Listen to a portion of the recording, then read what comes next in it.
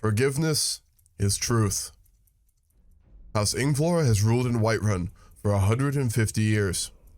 Their family is one known for good and just rule, with some exceptions. The founder of the dynasty, Olaf, took the throne not through war, but through the admiration of his peers. The people and nobles of Whiterun chose him for his wisdom when the old dynasty before died out without a legitimate heir. House Ingvar takes this concept to heart deeply, and values honor and wisdom above all else, even strength and bravery. More than once an heir has been disinherited for poor temperament and a cruel heart, though wrath is a trait common in many of their line. Before they were kings, the Ingvars were descended from the original companions that settled Whiterun, and were the first to forge steel in the Skyforge, having been smiths back home in Atmora, as the stories go. The family has worshipped Junal above all others as far as memory goes, his wisdom guiding their honor. A brooch of Atmoran forged metal with an owl embedded upon it was the family's most treasured heirloom, but was lost long ago. A true Nord is strong, in body yes, but most of all in soul. Torygg Ingvar was born with a poor health that racked his parents with worry upon his conception and never faded. Quick to injure, to tire, always sick, many thought the heir of Whiterun would not make it past childhood, but his strength of soul proved too much for the old knocker Orci. Torygg trained with those of similar age to fight and showed a mental skill for it, but nobody ever turned this into actual skill. The Greybeards on High Hrothgar spoke with power of a physical nature. Torygg would learn to do the same, but through reason and good temperament. Those with power and poor outlook will always be at the mercy of those with little but of a balanced mind. Growing older, Torygg gained a reputation for good rule, fair justice, and a well-spoken mind. In his late teens, the ever-weak man developed a limp in his right leg, which caused him much pain, though he bore it without complaint. At 26, his father died and he succeeded him to the throne. A man of honor, above all else, he created an era of peace and prosperity in his holdings, though his court was full of vipers, who if acting carefully would face little resistance. Many proposed marriage to the young king, but he always found reasons to find excuses or issue. Rumor had it he had been involved with one of his shield maidens, which proved more than true when his first son was born, and 2 daughters after that. Why the king never chose to marry puzzles many, but regardless, he made it clear that these were his legitimate kin. When the High King died, the succession occurred. Torygg attended neither the Western Moot nor made the trip to Freydis to pledge loyalty, making it clear neither claim would be true without which the other lacked. Whiterun became an independent kingdom and continued to prosper under his rule.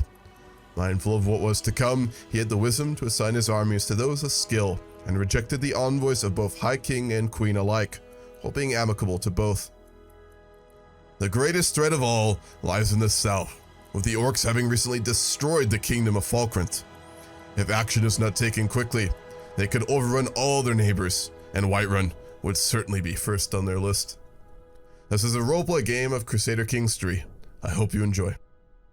So we've had a proposal that Prince Hackfield, who's the heir to Helgen, the Helgen family basically are the ones that were pushed out by the Orcs in Falkrenth. So if the coalition is successful, their family will take back the Kingdom of Falkrenth, and their heir is this guy. We've had a formal proposal that he be betrothed and then be married to our youngest daughter. It's a good proposal. They're our main southern neighbor, and there has been historically fairly good relations, so I think it would make a lot of sense.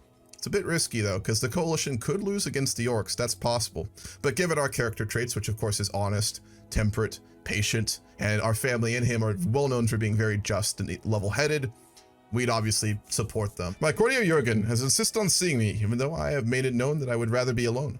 My sensible king, it has now been a long while since you last showed yourself at court.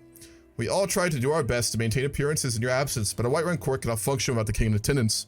My long absence from the royal court has left it leaderless and without purpose. My courtiers are increasingly comparing their circumstances to those of prestigious courts, like the Colevian one. We'll go back to it. So let's explain why that would be happening, and kind of where we are. So we are playing, obviously, King Torygg, the Honest of Whiterun, but he's basically just known for being very level-headed, very diplomatic, very well-spoken, having a lot of honor and being religious. So he's a very just leader. That being said, he is frail. So he's basically been sick his whole life. Since birth, he's just been really weak. Even as a Nord, obviously for him, psychologically, I'm sure that would be absolutely brutal. And for his prestige, normally that would probably hamper him because he's not a great warrior. His marshal's only 5 because of probably, like, you know, mental tactics. He's normally sitting on his throne in Whiterun because if he has to get up, he basically needs people to help him. And obviously he never leaves his capital because he's just so weak. He's also not very good with intrigue. He's got a 6. I'm role-playing that even lower though. Basically, he barely knows how to spot intrigue is how I've role-played it. Like in the history of Whiterun, his court's known for being very good and just, but he doesn't see any of the scheming going on, and he can barely deal with it, essentially. So, although he's just, he's very good, his people like him, his vassals would like him, anyone who tries to take advantage of him will probably succeed. He's honest, patient, and temperate. He's the type of person to probably try and see the best in people, even though as a 46-year-old monarch, he would know that doesn't always happen. He's a patriarch, so he's like a shining example of virtue for his family. We've got the thief, birth sign, and we are a charismatic negotiator. 16 Diplo, 5 martial, 11 stewardship, 6 intrigue, and 3 learning. So that's the background on our character. We have 3 children. We have our main son, Sorvar, who's been sent west to help Grey March with the necromancer, and so he's not in court right now, but he is honest, generous, and calm. He's also a charismatic negotiator. Our second daughter, Princess Ionia, since obviously she will inherit, we gave her a title. And then we have our youngest daughter, Princess Fiori, who we have betrothed now to the heir to potentially the Kingdom of Falcrenth, but for now, simply the Jarl of Helgen. So, that is where we're at. We have 1 dynasty legacy. We are going to go for, where is it? Law. We're going to go for mostly fair. Our family at this time, there's a bit of lore on it in the actual Elder Scrolls lore. They're known for being like very prestigious, very just, very noble, and valuing honor. So they're very well respected. I wait patiently on my throne for the arrival of Linman Lovod, who is announced and ushered before me. He kneels in deference and attendance, bring forth his gifts of coin and prestigious objects. The oath is taken, and scribes record his pledges to serve the Kingdom of Whiterun. At last I bid the Linman arise, confirming my satisfaction. Cool. For my heir, I'm going to probably try and marry him to the Alderman of Riverwood, but we'll wait for that. Hello. I just wanted to say that I did get correspondence from the Jarl of Helgen about my liege potentially being removed. We've already had previous letters. I will fight for my liege as my honor, but I do want to hear, or I do want to say that I appreciate that you did. Chieftain Mordrick, I respect honesty and an open mind. You know this well, but as I said to you in the letter, I don't know what I can do for you.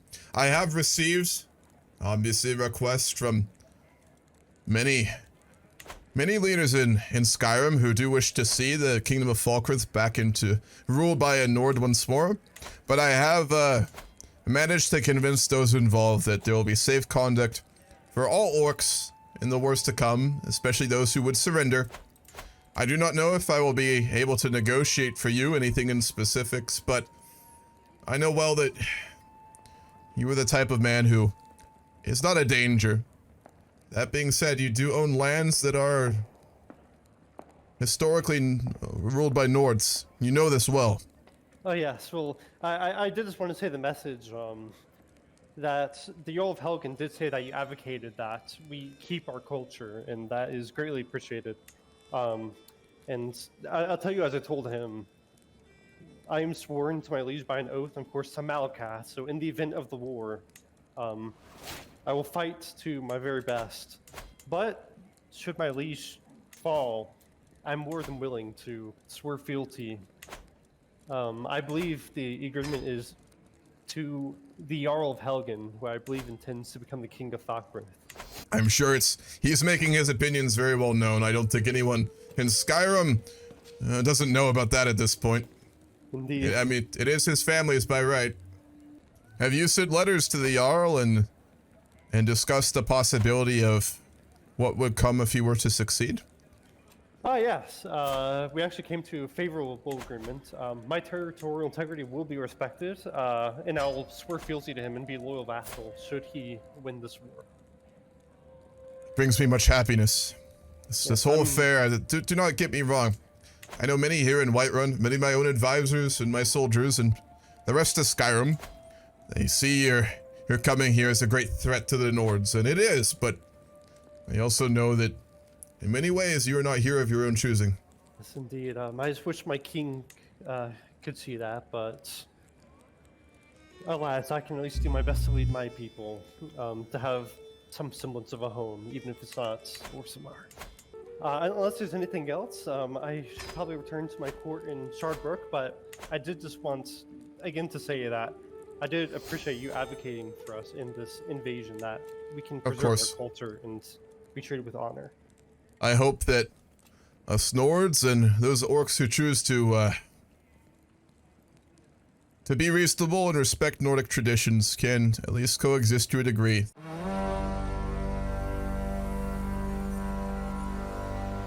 My lord! The orcs, they're invading in the south! Thousands of them! Get your troops met up with ours. My daughter will be taking command and leading directly. Put your men underneath her command. We're gonna hold the pass north of Riverwood and prepare our men. All right, the first army of Granite Hall, is it? Jarl Ingen, or Ingar, do you have any troops remaining? I do have around 500 troops remaining. We are regrouping at Embershard. Very well. I will move our army south to meet up with yours, and we will make a camp there. My lord, they're approaching over towards the Grok lads, my lord. They are, but they're not in a. There is an army there. We're going to head south then and meet up in Embershard, and there we'll decide our course of action. All right, my lord, coming with you. Scouts do support that they are divided. We could potentially try and cut off one army, but in the mountains, the orcs will do well, and we're about to lose the holding there. We may have a chance to cut off their army here. Agreed.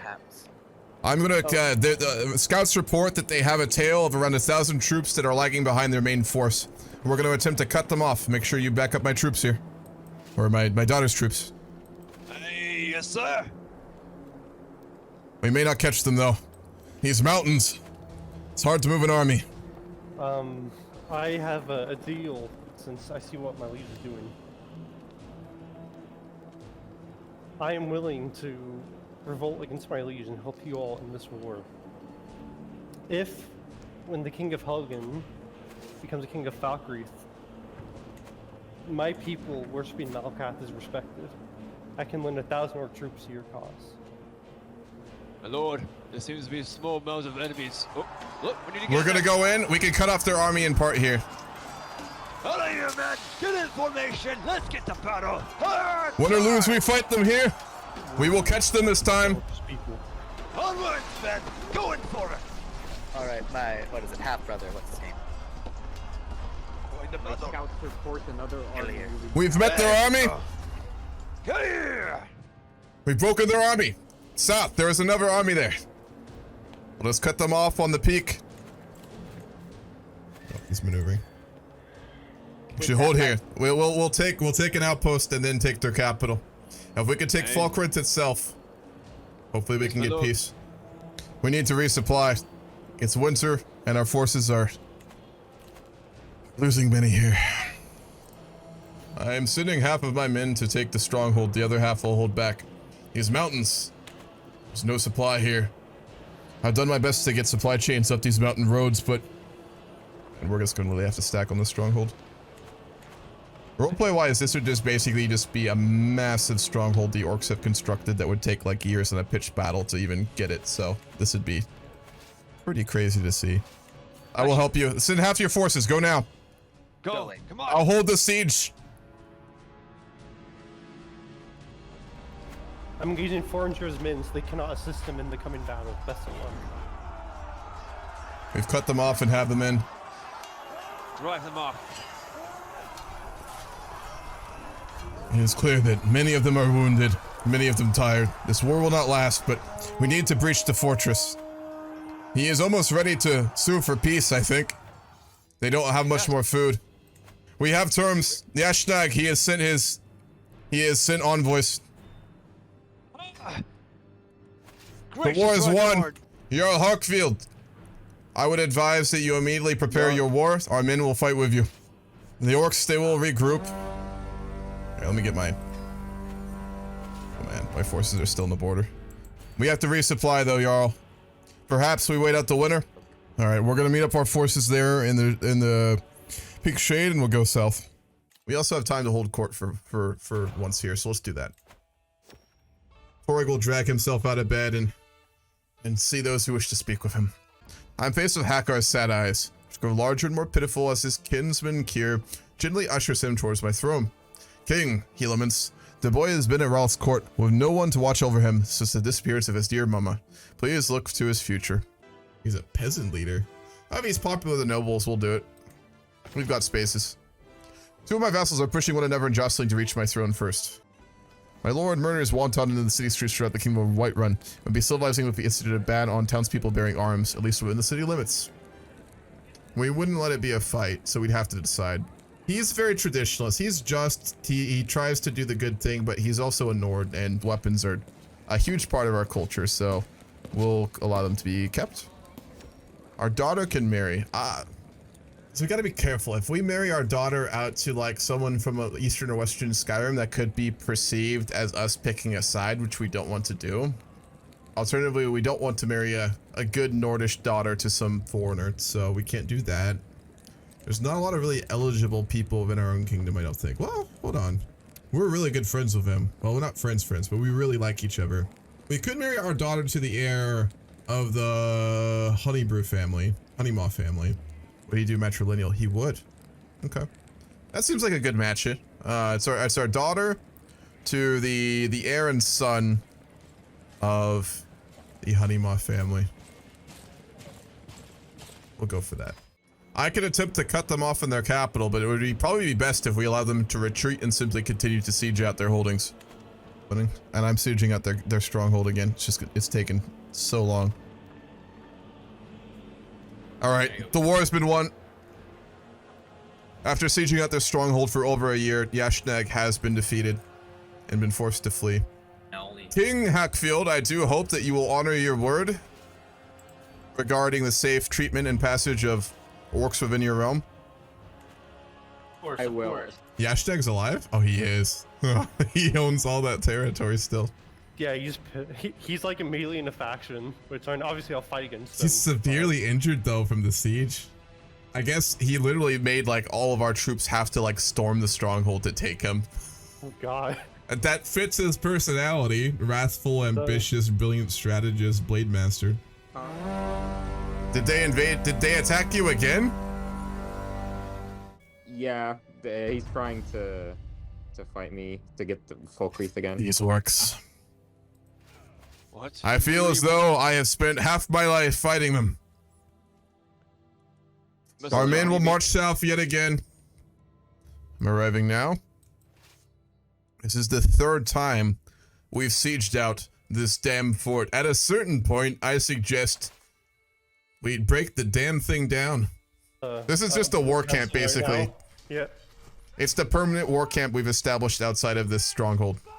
There's been like a 100 years war. It's been here for 12 years now. 10 years? Yeah. It's almost grown into a town, I would imagine, at this point. Yeah. we have Just every like 4 years we leave, come back 2 months later, and it's just been sacked by the orcs. We rebuild it, and this gets bigger, you know. Oh! He died. He's dead. No, why did he die? From his wound. So what just happened is Valheim, which is de jure part of the Whiterun kingdom, was just basically, I think it was voluntary, but Eastern Skyrim just negotiated basically Valheim to go underneath their control. So that's huge. They just basically did an act of aggression against us because we've kind of existed with them, but we wanted them independent, right? We're not ambitious. We're patient, we're temperate, we're honest, but this would be a huge deal politically. So we need to send an ambassador to Eastern Skyrim. All right, we are corresponding with the Queen of... Oh, the Queen of Western Skyrim has started to write letters. No, Jarl of Whiterun. Welcome. No, this is the ambassador sent to the Palace of the Kings to speak with High Queen Freydis. Oh, it's good to hear from you. What matters of... I am here at the behest of my king, King Torygg, who of course cannot travel due to his ailments, to wish to understand why it is that you have, without any discussion with the King of Whiterun, chosen to place Valheim, which is of course under the traditional title and Kingdom of Whiterun, under your own control. Are we to assume that this is an aggressive act, or is there a reason for this? I'm a good friend of Clanhead Sigar. We've had an alliance before, and he offered his vassalage. He may well be friends with you, but he is also friends with Whiterun, and you realize that this creates a political issue. As the one true High Queen of all of Skyrim, I will not deny anyone from swearing vassalage to me. Well, I was not sitting here to discuss your legitimacy. I'm here simply to discuss diplomatically the situation in Valheim and the issue it creates in the balance of power and the balance between the East and the West. You, of course, claim the High King or the High Queen title, but there is another who does the same. And as in the past, my king does not wish to declare for either side. But that does cause issue with your recent actions in Valheim. If a man such as Sigurd, a friend of mine, wishes to bend a knee to me, I should not refrain from allowing him from doing so. And that is the pathway to unity. The only pathway to unity. My king does not wish to cause a war, an issue. He wants a very simple thing out of this, and the most reasonable one. He would suggest simply the releasing of them as independent again. There's no reason why you cannot be good friends, and potentially Clanhead Thorgar, if you would wish, could pay you a small tithe if that is what he wishes to do, but as an acknowledged independent Clanstead. That will not be acceptable.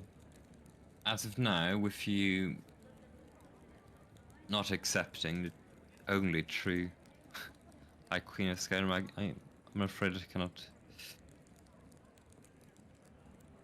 I cannot accept just for us to be friends. You would have to ensure that you do not bend a knee to any...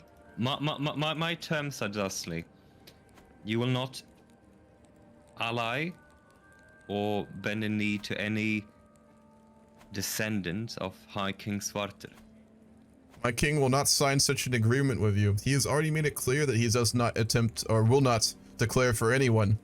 The balance that we have currently is what you are exactly asking for, and your actions here are the only thing that could potentially break that peace. These matters of vassalization are no mere one-on-one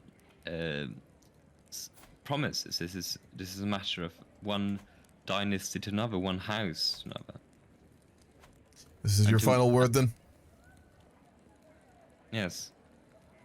In that case, Queen Freydis, I thank you for your audience. I wish good health upon you and your family, and I will take my leave. And relay your words to King Torygg. Good day. I'm the Chancellor of Western Skyrim. Welcome to my hall. Well, as you know, the King of High Skyrim had died. As such, there was a succession crisis. Falgor wishes to bring peace to Skyrim. He wishes to ask and see. We've heard rumors that not all is well. We congratulate you on defeating the Orcs of Falkreath. The honor there is upon the Jarl Hackfield. I'll scroll more truly prove their prowess in battle, but certainly the armies of Whiterun did their part. Thank you for your words. Yes, we are here on two things. One, we wish to see what you would think of a census. A census? A census between all the kings and all the major jarls of what would be the kingdom or the empire of Skyrim. A census into seeing if they all had their moot vote, a moot traditional vote, which you would have definitely a vote for, of who they think would be the king or the queen of Skyrim. You would call a moot between every single one of the jarls and kings of all of Skyrim, then? as ambitious as that sounds, Foundgore doesn't wish to see Skyrim embroiled in eternal war with each other.